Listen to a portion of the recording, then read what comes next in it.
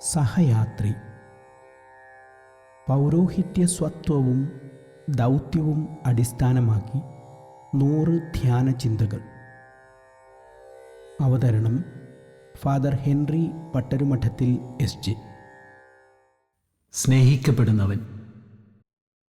നാം ദൈവത്തെ സ്നേഹിച്ചു എന്നതിലല്ല, അവിടുന്ന് നമ്മെ സ്നേഹിക്കുകയും നമ്മുടെ പാപങ്ങൾക്ക് പരിഹാര ബലിയായി സ്വപുത്രനെ അയക്കുകയും ചെയ്തു എന്നതിലാണ് സ്നേഹം. 1 യോഹന്നാൻ 4:10. പുരോഹിതൻ പ്രത്യക്ഷമായും പരോക്ഷമായും ഒരുപാട് മനുഷ്യരാൽ സ്നേഹിക്കപ്പെടുന്നു. അതിനേക്കാളേറെ ദൈവം അവനെ ഒത്തിരി സ്നേഹിക്കുന്നു. അവനെ നിരന്തരം കൊണ്ടു നടക്കുന്നു. പലപ്പോഴും ആ സ്നേഹം അവന് തിരിച്ചറിയാൻ കഴിയുന്നില്ല എന്നതാണ് സത്യം. ദൈവം പുരോഹിതനെ സ്നേഹിക്കുന്നത് അവൻ പരിപൂർണനായതുകൊണ്ടല്ല, അവന് പരിമിതികളും ബലഹീനതകളും ഇല്ലാത്തതുകൊണ്ടുമല്ല. അവൻ അവിടത്തേക്ക് പ്രിയപ്പെട്ടവനാണ്. അതാണ് ആ സ്നേഹത്തിന് കാരണമായി പറയാവുന്നത്.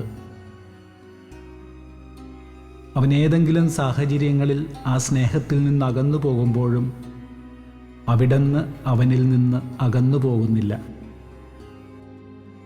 അങ്ങനെ സംഭവിക്കുമ്പോഴെല്ലാം അവിടുന്ന് അവൻ വരുന്നതും കാത്തിരിക്കുന്നു. തിരിച്ചു വരുമ്പോൾ പരാതികളും പരിഭവങ്ങളും കുറ്റപ്പെടുത്തലുകളുമില്ലാതെ അവനെ ആലിംഗനം ചെയ്ത് സ്വീകരിക്കുന്നു. ആ മുഖത്ത് ഒരു പുഞ്ചിരി മാത്രം, സ്നേഹം നിറഞ്ഞൊഴുകുന്ന പുഞ്ചിരി. നീ എനിക്ക് പ്രിയപ്പെട്ടവനാണ് എന്ന അവിടുത്തെ സ്വരം എത്രയോ പ്രാവശ്യം അവൻ്റെ കർണപുടങ്ങളിൽ മുഴങ്ങിക്കേട്ടിരിക്കുന്നു.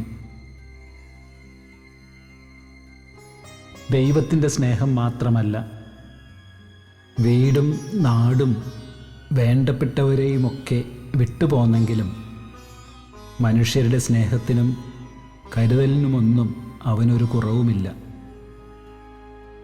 തീർച്ചയായും എവിടെയാണെങ്കിലും മാതാപിതാക്കന്മാരുടെയും സഹോദരങ്ങളുടെയും ബന്ധുക്കാരുടെയും വീട്ടുകാരുടെയും നാട്ടുകാരുടെയും സ്നേഹം അവനോട് കൂടെയുണ്ട്. അതുകൂടാതെ അവൻ അറിഞ്ഞും അറിയാതെയും എത്രയോ പേർ അവനെ സ്നേഹിക്കുന്നു. പൗരോഹിത്യ ജീവിത യാത്രയിലേക്ക് കടന്നു വന്നതിനു ശേഷം അവനെ എത്രയോ ആളുകളെ കണ്ടുമുട്ടിയിരിക്കുന്നു. എത്രയോ നാടുകളിലുള്ളവർക്ക് അവൻ പ്രിയപ്പെട്ടവനായിരിക്കുന്നു. എത്രയോ പേർ അവനുമായുള്ള ബന്ധമോർത്ത് സന്തോഷിക്കുന്നു. ചിലർ നേരിട്ട് അത് തുറന്നു പറഞ്ഞിട്ടുണ്ട്, ചിലർ അത് ഉള്ളിൽ സൂക്ഷിക്കുന്നു. പുരോഹിതനെ സ്നേഹിക്കുന്ന മനുഷ്യരിൽ പലരും അവൻ്റെ ബലഹീനതകളും പരിമിതികളുമൊക്കെ അറിയുന്നവരാണ്. അതറിഞ്ഞും അംഗീകരിച്ചും ഉൾക്കൊണ്ടും തന്നെയാണ് അവർ അവനെ സ്നേഹിക്കുന്നത്. അതുപോലെ അവർ അവനെ സ്നേഹിക്കുന്നത് അവൻ്റെ വ്യക്തിപരമായ സവിശേഷത കൊണ്ട് മാത്രമല്ല, കർത്താവിൻ്റെ ദൗത്യത്തിനു വേണ്ടിയുള്ള അവൻ്റെ ജീവിത സമർപ്പണം അവനെ അവർക്ക് കൂടുതൽ പ്രിയപ്പെട്ടവനാക്കുന്നു. അവൻ്റെ സ്വത്വവും ദൗത്യവും കർമ്മവും ധർമ്മവും അവർ ആദരിക്കുന്നു.